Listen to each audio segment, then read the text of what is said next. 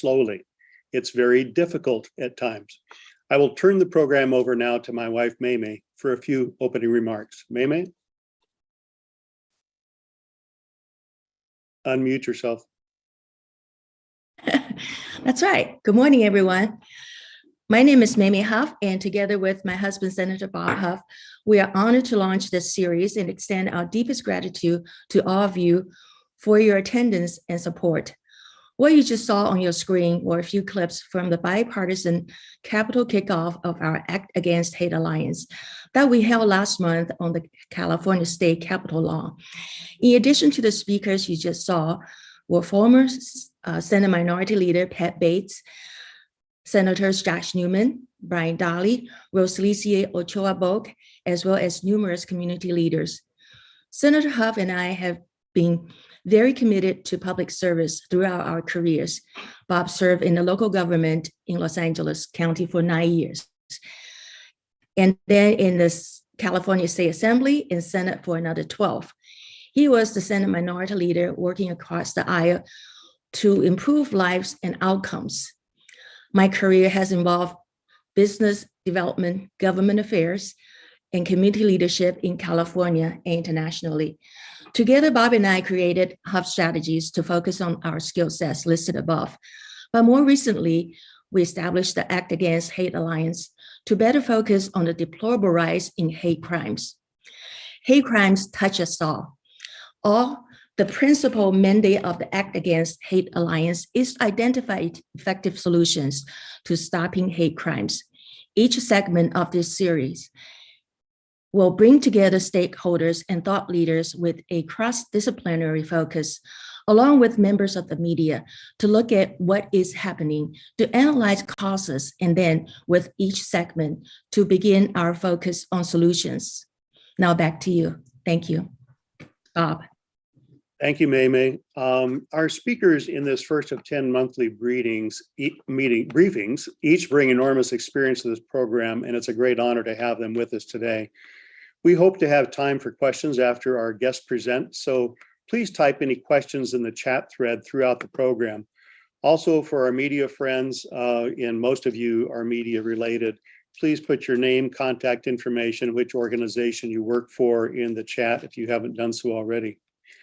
You may recognize a change in our presenter lineup, as we originally published a list that included Councilmember Peggy Huang, who is a Deputy Attorney General associated with the Asian American Civil Liberties and Anti-Defamation League.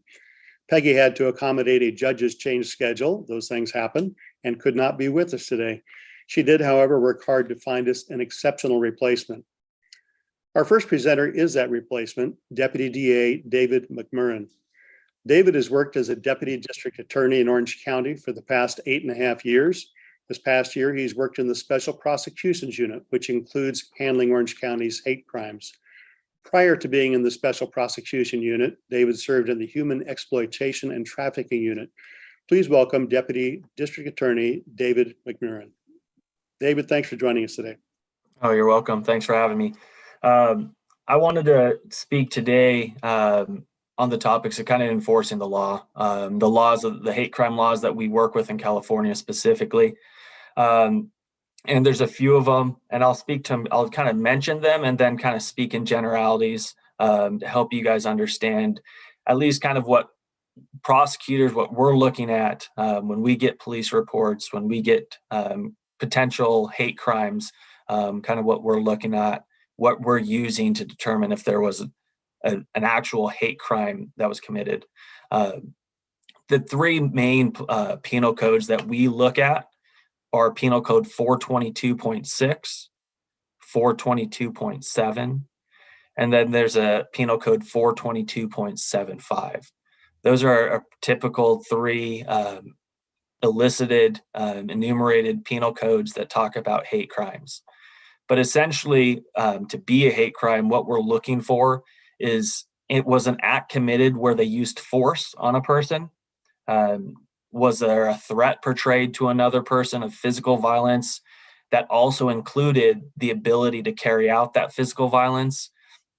Was there damage to property, defacing of property, or also, was there another crime that was committed? So any potential crime we can add to being potential hate crime if those acts that were committed interfered with a person's right. That's established by the law, that's established by the Constitution in California, or a right that's established by the Constitution of the United States.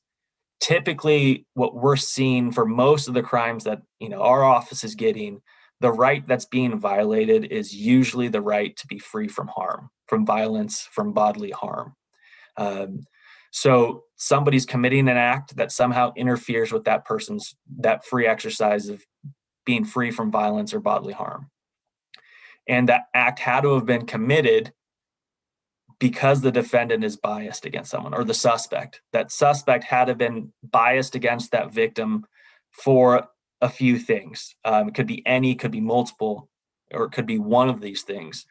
But they needed to be biased against that person based off of that person's actual or perceived gender, their disability, their nationality, their race or ethnicity, their religion, their sexual orientation, or biased against a person who is associating with a person or a group that identifies with one of those characteristics. I want to talk a little bit about just highlighting the fact that it's actual or perceived. They don't have to be correct in their hate, in their victim, who they're attacking. They could think that they are a person of a protected class, of a specific race, and get it wrong. But because their act or their crime they're committing is based off what their perception of that person might be, that's still a hate crime. That act also, that bias that we're saying that this person has against that protected group, they need to be motivated. That bias or motivation that they have has to be essentially the cause of why they committed that act. We have to prove that bias against that person's gender, sexual orientation, race was the motivating factor, a substantial motivating factor in why they committed or did what they did. So why they might have hit a person, why they might have damaged a home's windows, it's based off of that victim's protected class, their race, their ethnicity, or sexual gender. If it's based off of another reason, potentially not the hate crime that we're able to charge. The law talks about if a person, and we're often seeing these in maybe neighbor disputes, they have multiple reasons for committing an act. Maybe they didn't like each other. Maybe there's a typical neighbor type dispute, but they're also that neighbor, that victim that they're acting against is a member of one of those protected classes. If there's more than one reason for why they committed the act or committed that crime that they did, it's still that gender, that bias, the ethnicity, race, the protected class needs to have been the motivating substantial factor still. So it has to be the main reason why they're committing that crime. And I'll talk about a little bit later, but that's typically where we see some inability to charge more hate crimes than what we're kind of given, kind of incidents that are brought to our attention. But usually, and without going into case specifics, open cases that we currently have, a lot of those cases that we have or deal with a person committing violence against another person. Usually it's in the public, person's walking down the street, being at a park, you're open, you're out with your family, not expecting to be a victim of a crime. But because that suspect, that defendant has a bias against women, we've seen women being committed hate crimes against, being pushed into the middle of the street, hoping they get hit by cars, just due to the fact that they're out in the street and they're women. People based off their sexual orientation who've had prior relationships with people, but due to the fact that the suspect, the defendant in cases, don't agree with his sexual orientation, his choices he made, he approached him as he got out of a car and he's attacking him. We've had victims of security guards who are working in a park trying to protect, the the park goers, the kids who go to parks and approach a person who's being disrespectful, saying bad things, and based off of his ethnicity and his perceived ethnicity, that suspect and that defendant, swung a skateboard at him, trying to hit him with a skateboard. We have elderly couples based off their race. There were Asian elderly couple that were attacked out of nowhere just because they were an Asian couple walking in the park. Those are typically the hate crimes that we see that we're able to charge. You do get some vandalisms against persons' homes, immigrants, people going against them because of they disagree with immigration policies or disagree with them being able to be in our country. You do see some of those where they're defacing the properties, things like that. There is a difference between hate crimes and what we'd say is a hate incident. When I say what hate crime, I'm saying is I can prove beyond a reasonable doubt one of those penal codes, the 422.6, 422.7, any crime that's added with a hate element, which is the 422.75. That to me is a hate crime because that's something that is out in the legislator in the penal code that I could charge as a crime and go after a person for violating that crime. And I believe I can prove that beyond a reasonable doubt. There's a lot of hate incidences, unfortunately. There's a lot of racism. There's a lot of bigots out there that are somewhat protected by freedom of speech. So sometimes issues that we have, which I would just say is a hate incident, not something we can prove, are people exercising their freedom of speech, unfortunately in a manner that could be offensive, that is offensive, that's appalling to most people. But they're exercising their freedom of speech out in a public place, and they're not doing it in an intimidating manner. They're not threatening violence. They're not threatening harm. They're passing out propaganda, flyers. A lot of the cases that we get that we are unable to prove that would be more of an hate incident are related to things like that. Typically what we're seeing, what we're coming across. It's unfortunately or fortunately, you could look at both sides, is that we do have the freedom of speech and freedom. A lot of that speech is protected.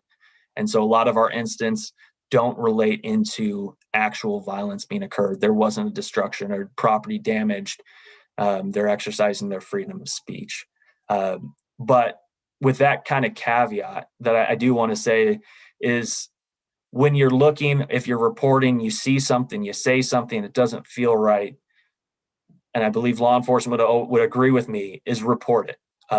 I talk about the differences in crimes versus incidents just briefly and don't want to spend much more time on it, only because I don't want you or members of the public to make that determination. I don't want leave that determination of a hate crime versus a hate incident to the professionals, to law enforcement that deals with it every day, to prosecutors like myself that are dealing with it, who know the law and can look at things. And just because maybe we can't prove a crime because you reported an incident, saw something that you believed was a hate crime, and we might just can't prove it, doesn't mean that doesn't help us in the future.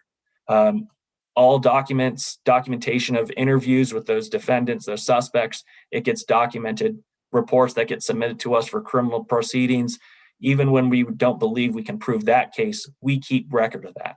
And so one instance might be not a provable hate crime, but 2, 3, similar when you keep adding book and making book on a person and seeing that, hey, this isn't just some coincidence, or this isn't just some neighbor dispute or some road rage incident. This is actually, look at these last prior incidences where they're picking out the same type of protected class, that same individual, and they're going after them. Now we might have enough incidents to now charge hate crimes because we can use that against them, that prior behavior.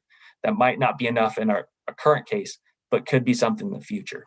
So I always promote and recommend, regardless of what you think it is, please report that to law enforcement. Let us handle that. Let us take the case and make an ultimate determination whether it actually was a hate crime or not.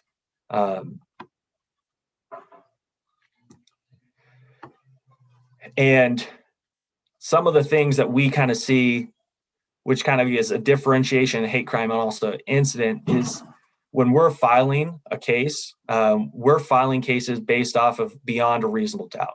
That's the standard that we have to prove to 12 jurors unanimously. And we as an office have to believe that we can do that when we file criminal charges. It's a different standard than when an arrest is made. That's a lower standard. Beyond reasonable doubt is a very high standard. And that's also something that doesn't go into our consideration when we're moving forward. And it's high, and especially with not necessarily as much with hate crime cases, but there is a perception against law enforcement, a disbelief in law enforcement, where things that aren't recorded, things where we don't have multiple witnesses. It's really hard for us to get in front of 12 jurors and to get a favorable outcome where we can get 12 unanimous jurors to agree if we only have a he said, she said type thing, when we have lack of corroboration, lack of additional witnesses who said, yeah, he heard this, he said this, she said this, or he also did this. And that's one of the challenges that we face sometimes as well, is unfortunately, we don't have enough evidence sometimes to prove the case. So it might not be that we don't believe that an incident occurred, but we're also looking at a prosecution side, having a good faith belief we can prove it beyond reasonable doubt. So if there are reports that are made as well, it's important to, for people to know to stick around. The more witnesses, the better, that can talk about what they saw, what they heard. The more evidence we can get, the better it is for us. I did do a hate crime trial last year, and we didn't get the hate crime allegations found true. A jury did not believe it. They found him not guilty of it. And it was a case where a defendant made admissions, where I believe he had essentially admitted to committing his act based off the female's race and what he perceived that to be. But it wasn't a recorded statement. It happened in the jails. It wasn't on nothing was recorded. An interview wasn't recorded. The surveillance that captured his act didn't have audio. And at the end of the day, the jurors found him not guilty. And that's kind of what they said is, we didn't think we had enough proof to believe the officer's word alone when the defendant testified and denied making those statements. And so sometimes it's just a lack of corroboration if we decline to file kind of charges. It's just that standard is really high. But on a prosecutorial side, I love as much evidence as we can get. And I know in Orange County, we don't take these hate crimes lightly. There's a special unit that we have within our unit that handles these. So we are in tune with our jurisdictions. We specialize in knowing these crimes, knowing what can and can't prove, knowing case law. A lot of times case law comes into play as well when we're looking at whether we can prove a crime or not.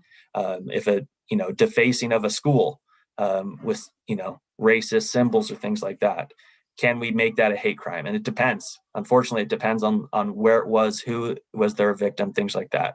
But all that goes into the legal side.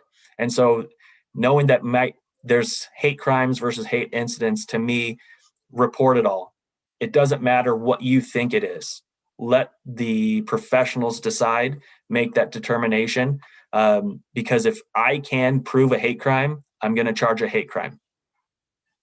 So that's what I have today. Thank you. All right, great. Thank you, David. Appreciate your comments, and I'm sure there'll be questions for you later. I see some of them populating the chat box. Again, for our reporters present, if you have questions for David or any of the other speakers, please pose them in the chat box. We'll call on you later. We may have to do a little triage and won't be able to get to them all, but we'll try to pick some of the better questions. So thank you again. Our second presenter is Detective Jan Huang. Detective Huang is a hate crime coordinator for the LA County Sheriff's Department, operating out of the Major Crimes Bureau Hate Crime Task Force.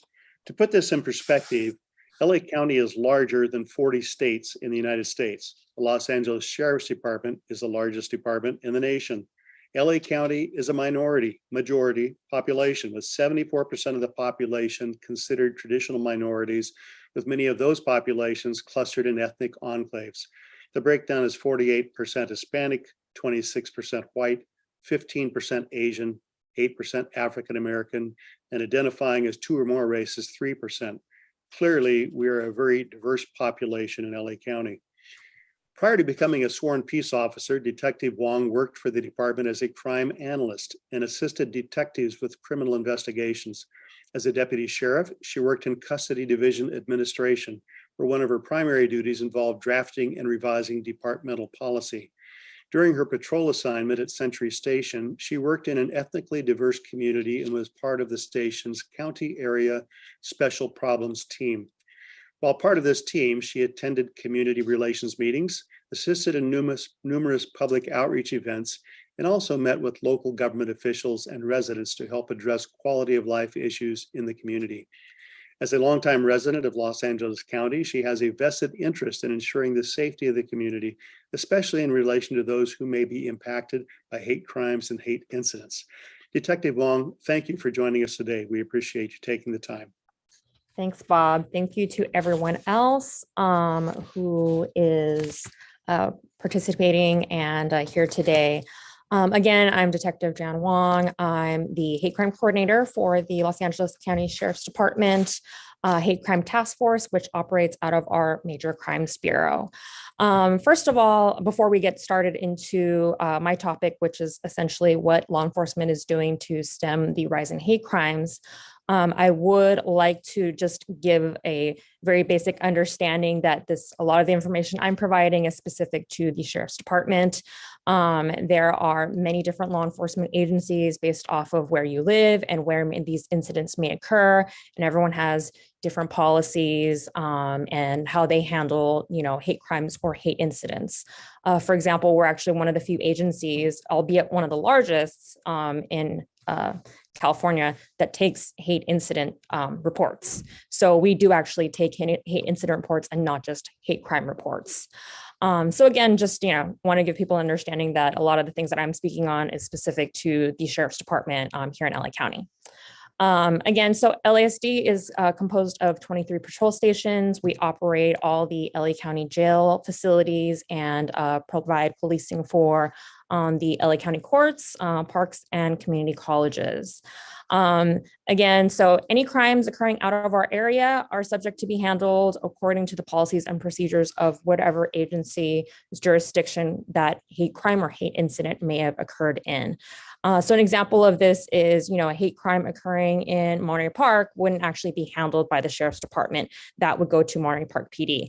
However, a hate crime or hate incident that occurred in Rosemead, for example, would be because Rosemead falls within our jurisdiction out of our Temple Station. So I just wanted to give that clarification and understanding for everyone to understand, because especially, when you do reports, for a call for service for a hate crime or a hate incident, so you have a better understanding of who I contact. It's going to typically be the law enforcement agency of where the incident occurred. All right, so part of our response as a department in regards to helping curb the rise of hate crimes was to form the Hate Crime Task Force. So the Hate Crime Task Force, which I'm part of, some of our primary functions include tracking all hate crimes and hate incidents that occur within our jurisdiction, reviewing all hate crimes and hate incidents that occur in our area. So for me, that literally means I read every single hate crime and hate incident report that any of our deputies on our 23 stations or in our jails take, just to verify that they were properly documented. There's additional information that we need because we do provide our stats and information to DOJ, and just make sure everything's thorough, that the report taking was thorough, that the investigation was thorough by the initial deputies that took that initial report.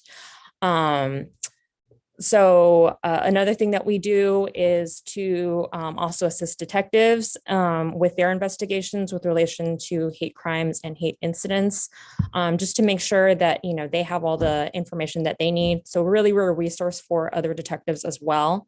We also provide training and guidance to deputies and stations regarding their handling of hate crimes and hate incidents, just so they get a better understanding sometimes. I know there's certain stations where hate crimes and hate incidents might be a little more prevalent than others. That said, we're there for them. We're a resource for them out of the Hate Crime Task Force. We additionally coordinate with every other unit station within the department and are in frequent contact with their designated hate crime coordinators to ensure that all policies and procedures are up to date and that we're just providing them with updated information and resources that might be available for the public and the community. Additionally, another big step that we take as a hate crime task force is to collaborate with outside agencies, whether that be law enforcement, the district attorney's office, and community-based groups and organizations like this. A lot of that is just to promote and foster positive relationships, be think tanks essentially to get ideas for, hey, what might be working with one agency versus ours, and just to bring more awareness to hate crimes and hate incidents that are occurring in our areas. That said, the two biggest steps that I could probably say that we are taking as law enforcement, at least within our department, to help curb the rise in hate crimes is, two basic things: education and collaboration. In regards to education, we've enacted department-wide education and training related to hate crimes and hate incidents. The biggest one just includes internal organization education from the ground up. So between myself and my partners at the Hate Crime Task Force, that includes, providing classroom lectures and scenarios at our Sheriff's Academy. So every deputy sheriff that comes through off the streets has to attend a 6-month police academy. And during that time, they do receive a block of training on hate crimes and hate incidents, how to recognize these types of incidents and crimes, how to respond, how to contact victims, what information you need for your report, all that stuff. So that happens at the Sheriff's Academy, and then it happens again at our 3-week patrol school. So the Sheriff's Department is a little bit different in the sense that when you go to the Sheriff's Academy, most of us would have had a custody assignment at a station or jail, at a jail before you go to a patrol station. So before you attend your patrol training out on the streets, you do go through a 3-week patrol school, and we give a block of training at that time as well. So I actually just did one last week, and the basics that we're trying to encourage those deputies to learn and points that we're really trying to hammer home are understanding and recognizing what a hate crime is, how that differs from a hate incident, and how we as a department expect those reports to look, what actions they're going to be taking, the questions that they're going to be asking when they are speaking with victims of hate crimes or hate incidents, and things like that. We also, the next level up, also teach at supervisor school. So for people that are going to be field sergeants, the actions that they take as supervisors when they're the people that are reviewing reports, or if they're responding as a supervisor to maybe a major incident that involves a hate crime or hate incident. So for us, education is really important, just so everyone understands that, we do have policies and procedures in place related to how we handle hate crimes and hate incidents as an agency. Basically, things that we are really trying to push when it comes to what we're teaching our patrol deputies out in the field, who really are going to be the people. If you call a police station, you call 911, or you call station for assistance reporting a hate crime or hate incident, we're going to encourage the deputies when they go out, to give the victims time to express their concerns and feelings, because we know how traumatic these types of incidents can be. So we express the importance of these types of cases and how we prioritize them as a department. And we want the deputies that are actually engaging with the victims to convey that to them and not think that, we're brushing this off, that, it's not important, because it is. Another thing that, like I keep hammering home, is just that we are properly documenting these hate crimes and hate incidents. I know, just to kind of piggy off what Dave was saying earlier, that's very important for the process later on, if there's criminal filing, things like that, an arrest, et cetera. Another reason that's important on our end, at least, is for tracking and data. So we want to know which groups are being affected, which groups were being, this hate act was towards. And that way we kind of understand what the trends are in certain areas, and And if there's, a rise in certain hate crimes or hate incidents towards certain groups, then we know as an agency how to better effectively use our resources, whether that's, more patrol, more community outreach, different things that we can do to help target rising hate crimes or hate incidents in certain areas. So like I said earlier, another huge step that we are taking as a law enforcement agency, in addition to education, is going to be collaboration. So that includes collaborating with outside entities, but also community-based organizations. I know us as LASD and the Hate Crime Task Force, we frequently collaborate with our LAPD counterparts, who are the other large, law enforcement agency out here in LA. And we're in frequent contact with, their essentially version of us, just to see, what they're doing, what their agency is doing, what works for them when it comes to reporting. Sometimes we have common issues. And I think people don't understand. They just think, oh, it's LA, the police are going to handle it. But, really, we share borders with some of these people. So it's good to know, what's going on in their agency and their areas, because, it could very well affect us, or, it might be if it's a spree, if it's a guy that is committing hate crimes or hate incidents across different jurisdictions, it helps with us to be able to communicate with them to better understand and apprehend some of these people that are committing these acts if they rise to the criminal level. So that said, LAPD also fostering relationships with other municipal agencies. So like Alhambra PD, Monterey Park PD, other agencies that aren't under our two umbrellas. Additionally, we also have a great relationship with the FBI, and I know they're hate crimes people. We speak with them frequently about certain cases, things like that, as well as the district attorney's office. I know here in LA County, they have a hate crime section very similar to what Dave works in the cases that he handles. And we do, we work with them, get their guidance on how to best improve our cases and our reporting and things like that from the ground up. So we frequently collaborate with them. So all of this really just comes down to, understanding the trends of hate crimes and hate incidents throughout our area, across all neighboring agencies, to better address them. We also do resource sharing sometimes, because, us, we're a larger agency. So if we're able to possibly assist, a smaller municipal PD's agency with any of our resources, and that could be anything like our SEB, which is our SWAT team, or, Aero Bureau, but even down to us, if we have maybe some more detective resources or investigative resources that we can assist them with in regards to hate crimes and hate incidents, then that's what we're here for. But really, it's just creating a network and fostering, that relationship with them.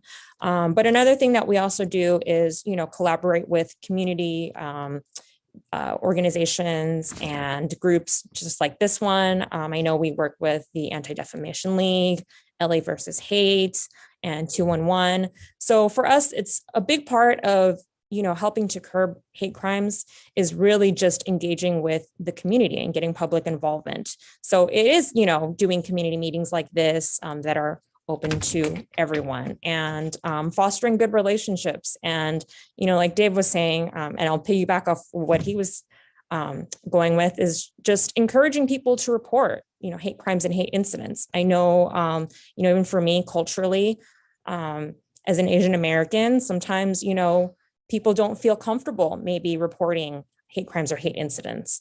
And I think, that's our part of what we're trying to promote as a department, is to encourage a positive relationship with the community. So people do feel comfortable that if they come to us with a hate crime or hate incident, it will be prioritized, and that we will do what it takes necessary to help investigate and, make them feel safe. That said, we provide different ways that people can also report hate crimes or hate incidents. They can use 211 in LA County or Crime Stoppers.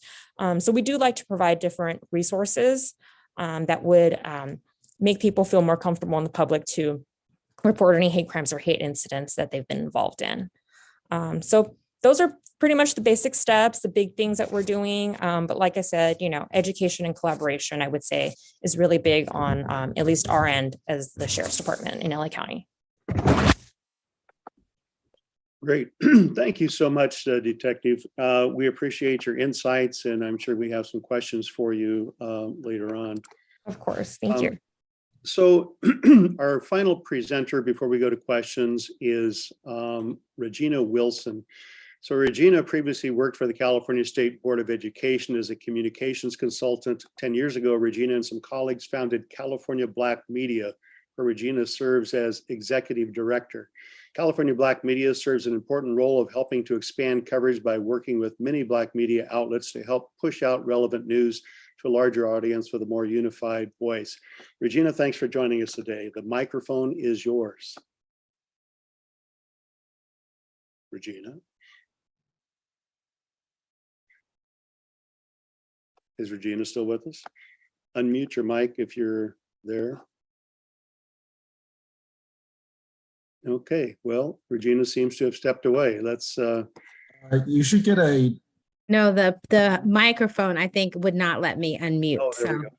So there we go. No, thank you so much. And just a minor correction. Actually, California Black Media was started by my father and my mother over 20 years ago. I don't even want to date myself because it was so long ago. So I'm probably going to get the numbers wrong, but we're definitely over 20 years old. And I actually revived it after, I don't know, 2012. I was actually dubbed, you know, that when you're in, when your family does, or has organizations that they're a part of or businesses, they say, hey, you've been in Sacramento, you will be the person who takes this on.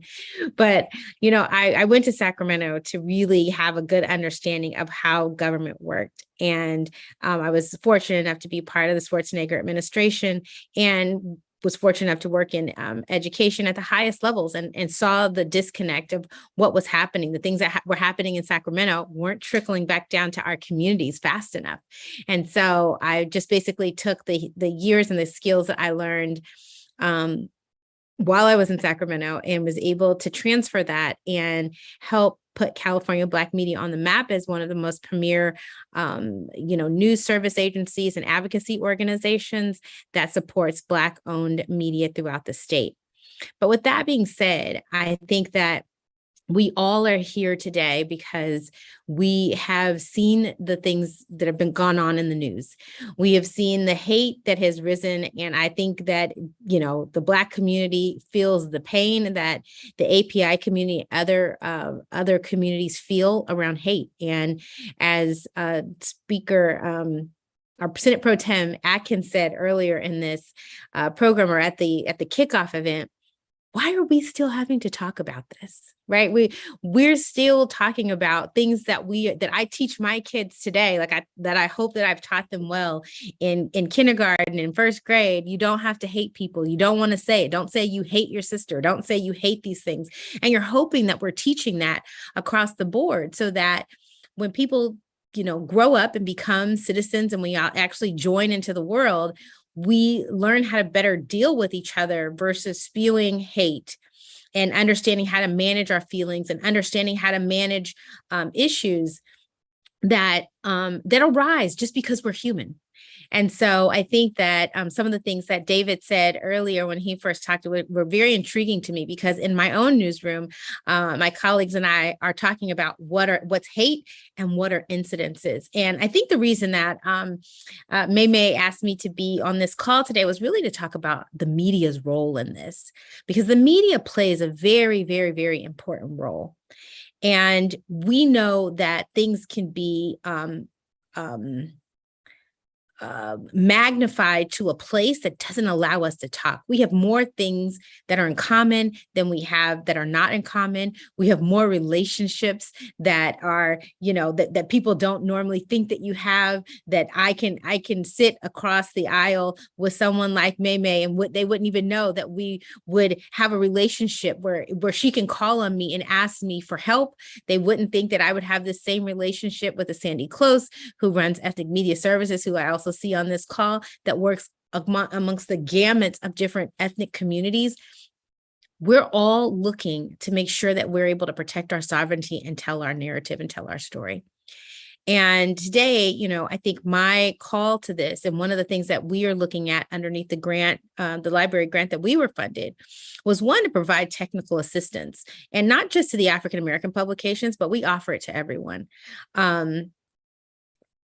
We really have been, I don't want to say struggling, but really just looked at what are these things about where communities live, where people are. The work that we're focusing on is making it so that leaders and community know each other. So whenever something goes down, if somebody steps on somebody's toe, it doesn't go from 0 to 100, like I'm going to start a shootout or I'm going to hit you in your face. It comes back down to a place of being able to have the elders in the community be able to help mitigate and stop some of the hate that we see, that the officers have talked about, the things that they see. We know that we won't be able to stop it. It's human nature. People, there's certain things that people will hate people for certain reasons. But what we hope is that we can create community to be connected well enough so that if there is a problem that arises, you can call me. I'll put my number in the chat.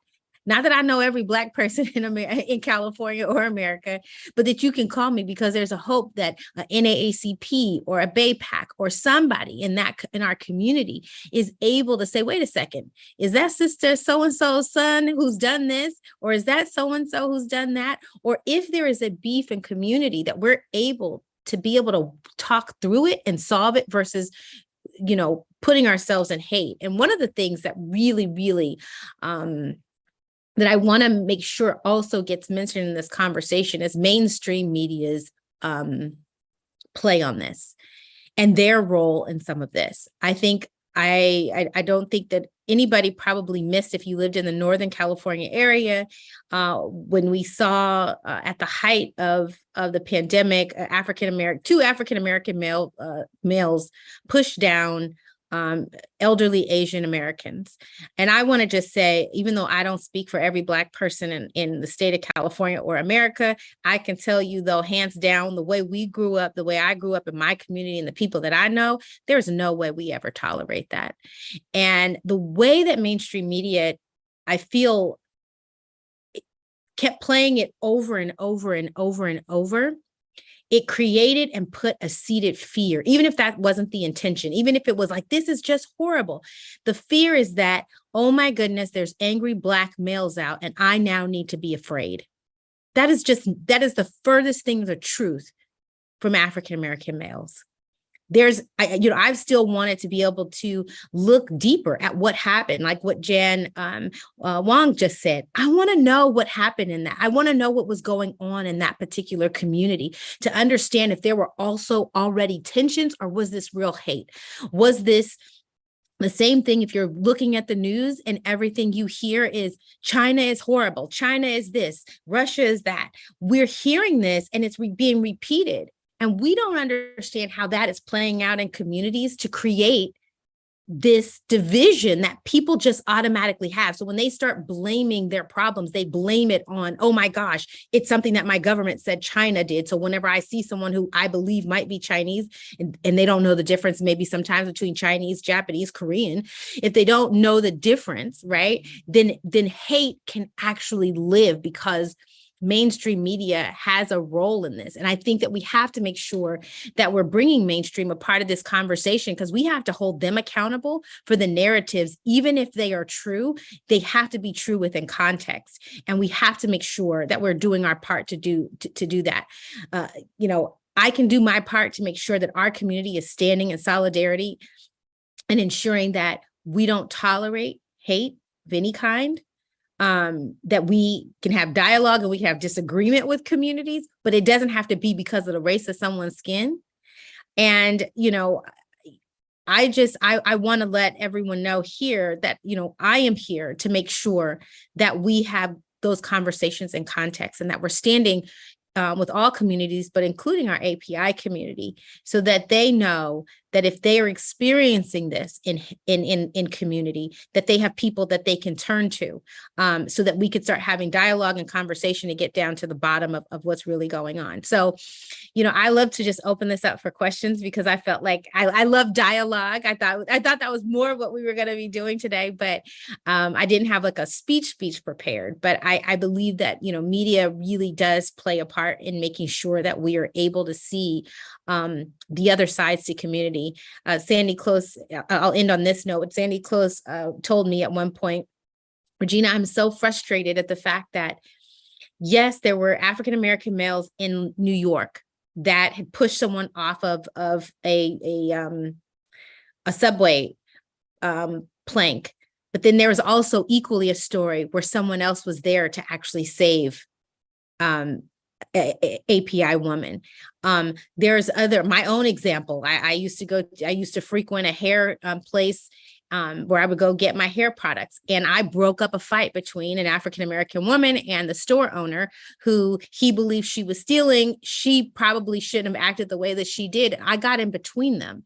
I think they were kicking and everything. I believe I got kicked, but I got in between them and told her, you do not behave like this. This is not how you behave coming into someone's store. And I looked at him and said, look, let's figure out how to dial it down. I totally get, what's happening, but let's figure out how to dial it down. And so I just believe that we need people who are going to be able to step in and bridge the gap between communities whenever communication is not happening, or just the sense of not knowing the people and understanding the communities that we're serving, and really be able to tell those other stories so that we know that there's more people that are, ready to kick down the doors of hate and bring in a door of inclusion and open that door of inclusion. And so, my hope is that we're able to, that this is just one small step in us getting to a place of being able to do that. Thank you so much, Regina, for your comments. May, do we have, and we got a little bit of time here, we can handle a question or two. Did you glean some from the chat? Actually, our good friend Sandy Close has a question for each presenter. So Sandy, would you like to ask your questions, please? Ronnie, can you unmute Sandy? Can you hear me? Yep. Yeah. Okay. Well, thank you for a very fascinating hour. I wanted to ask Mr. McCurran if he has seen a growing willingness among communities targeted with hate incidents and hate crimes to report. Are you sensing that there's a growing willingness to report these incidents and crimes? And that was a question for you. A question for Jan Huang is, and this is difficult, but how do you monitor inter-ethnic, interracial conflicts within the sheriff's department? And have you seen any incidents? We've read about incidents in the past. Do you think the department has improved the interracial, interethnic dynamics among the law enforcement people? And finally, for Regina, how do we push beyond the negative stereotypes? Each of our media, often, sometimes unwittingly, but even through the repetitive use of photographs of this perpetrator against this victim, sort of perpetuate or expand the stereotypes that can often foster hate. I can start. I think I don't have the statistics in front of me going back years. So I can just talk about the last year and couple months that I've been handling hate crimes in Orange County, and working with my other counterpart, William Haw, who we've split up Orange County and handle those jurisdictions. I don't know if I've seen an additional willingness in the last year, additional reports that have come through documenting hate crimes. but I see a lot. I get them weekly. We're getting lots of criminal reports sent to us, whether it's directly from the police agencies themselves identifying it as a potential hate crime, or a deputy district attorney who's reviewing a case that comes as a different crime. And they, as we've trained them, see cues that maybe this is at least a hate incident and something that either myself or William Haw would want to look at to see if we can prove criminal charges of a hate crime. In all of those cases that we get, we document, we keep our own statistics on that, whether it's just a hate incident that we clarified it, or we actually then do file criminal charges. And if we file criminal hate crime charges in Orange County, me and William Haw are the only prosecutors who do those, who handle those cases. So I've seen a lot. I've seen lots of reports indicating hate crimes, but I can't say in the last year and a couple months that it's been going in one direction or another. But we do see people definitely willing to report crimes, and I believe we filed a lot of hate crimes in the last couple of years that we've had our hate crimes unit, more so than in the past. I don't know if that attributes to more reporting, attributes to us being better trained at identifying potential hate crimes versus incidents, or what that might be. But I haven't seen it, other than the public not having an inclination to bring law enforcement into their lives and the delay that it caused by reporting a potential crime. Besides that, I haven't seen an unwillingness to report hate crimes. Thank you. And Ms. Huang. Okay, Sandy, so can you just verify when you mean like within the department, you mean as like employees of the department? Yes, Or I mean racial incidents of racial animosity, hate between members of the department. okay, I can't speak for that necessarily. I don't, if you for numbers or statistics or anything like that, since, we don't handle that, that's going to be more of a personnel issue. However, we do have a lot of policies in place, that, where that's not tolerated, to discriminate or treat someone a certain way because of their race, ethnicity, gender, etc. However, I don't really have numbers in regards to if that occurs or whatever, but I do know, speaking from personal experience, it's not anything that I've ever experienced. But I can't say what the official, numbers are in regards to that, since for us as hate crimes, we don't handle that aspect. That would probably be more of an administrative or personnel issue. Okay, thank you. And Ms. Wilson, how do we get beyond the stereotypes we media often unwittingly perpetuate? Well, I think we have to hold each other accountable. So we have to, I think through ethnic media services, I think that is an umbrella that captures all of us. And I think that we all have to be prepared and ready that if I do something that seemed like a stereotype or someone else does something that's a stereotype, we need to have an open door and be able to listen and take corrective constructive criticism so that we don't do it to ourselves. But I think we also need, like I said, to hold mainstream media accountable. And I know that some communities, not every community has the ability to do this, but those public affairs officers within, cable news, we probably need, if they're in our community, we need to hold them accountable, asking them to sit back and listen to the community, form a, informal task force that makes sure that that when we see something that is really lazy journalism, even on the mainstream media's part, I think that we have to make sure that we call them out on it, and we have to make sure that it gets corrected. Thank Thank you. you, Regina. Thank you to our presenters today. Maymay, did you have any final comments you want to make before I do the close and the wrap up? We do have One two more question. Oh, yeah, one more Um, question. I was going to just tell you. Sorry. It's okay. There are two more questions in the chat. So how do you want to handle it? Should we just answer their questions? I we're at 12 o'clock now. I think we need to respect the time. If you Okay, think you then have we time, you're will welcome. follow up. We will follow up with an answer back to them. But with that, I would like to say that for people who are attending or have attended today's event, please make sure you are putting your contact information in the chat box, because we will send out a follow-up email to everyone. So make sure you have left your email address to us. Thank you. So thanks again to our presenters. Thank you for the audience for being here for the first of our series. We hope that you found it thought-provoking, and perhaps you have learned some other resources you can have as you're going out there and doing coverage.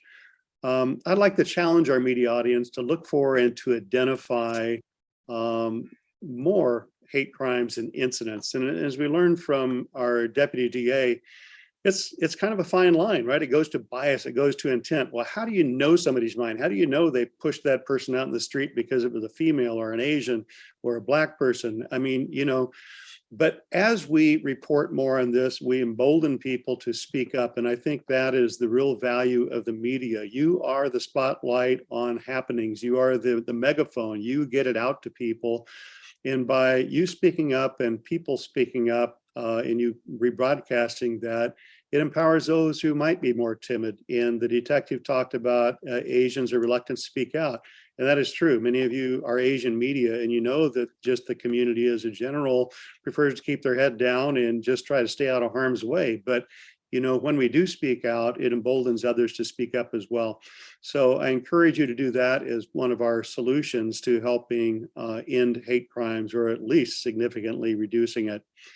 So again, our profuse thanks to David McMurrin, Jan Huang, Regina Wilson. Without your thought-provoking comments, we wouldn't have been able to have this today.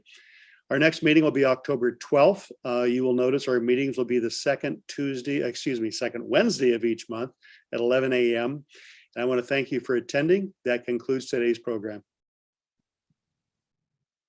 Thank you.